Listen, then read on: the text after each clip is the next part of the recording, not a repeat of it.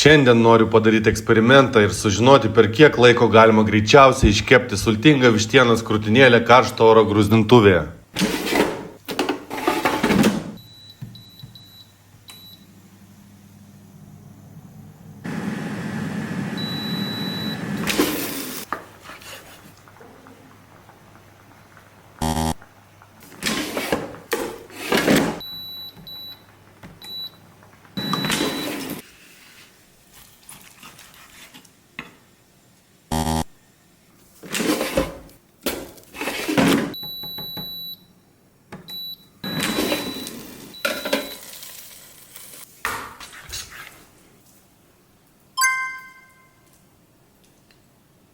Tai ką, draugai, užteko vos 3 bandymų, kad sužinoti, kaip iškepti pačią tobuliausią, sultingiausią vištienos krūtinėlę. Bandymas pirmas buvo 15 minučių, buvo tikrai rausva viduje, tada 16 minučių, ne taip rausva, bet vis tiek rausvoka, ir užteko 17 minučių, kad jinai taptų pilnai iškepusi, bet ir tuo pačiu labai sultinga. 18 minučių jau tikrai nereikia, nes bus jau džiovinamos sultys, tai 17 minučių yra aukso viduriukas. Naudokitės.